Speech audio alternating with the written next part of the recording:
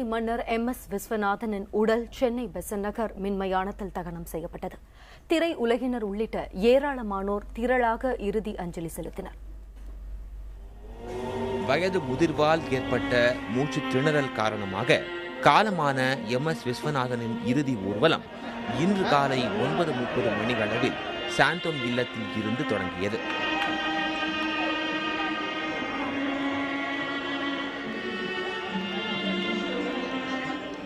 சாந்தோம் பட்டினப்பாக்கம் வழியாக ஏறக்குறைய 8 கிலோமீட்டர் தூரத்திற்கு MSVயின் உடல் ஊர்வலமாக எடுத்துச் செல்லப்பட்டது.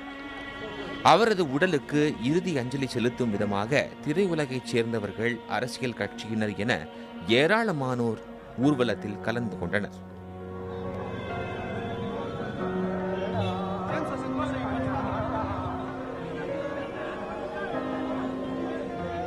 ஊர்வலம் சென்ற பகுதிகளில் சாலையின் இரு பக்கமும் குழுமியிருந்த பொதுமக்கள் MSVயின் உடலுக்கு மலர் தூவி மரியாதை செலுத்தினர். ஊர்வலத்தில் திரையுலகைச் சேர்ந்த பாடகர்கள், இசையமைப்பாளர்கள் இணைந்து MSVக்கு இசை அஞ்சலியும் செலுத்தினர். 2.5 மணி நேரத்திற்கு மேல் இறுதி ஊர்வலம் நடந்த நிலையில் MS விஸ்வநாதனின் உடல் 12 மணியளவில் பெசன்ட் நகர் மின் மயானத்தை அடைந்தது.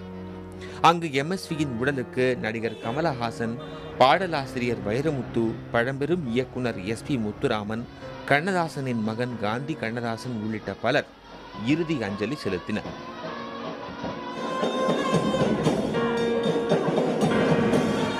மேலும் MSVயின் உடலுக்கு ஏராளமான இசைக்கலைஞர்கள் இசை அஞ்சலி செலுத்தினர்.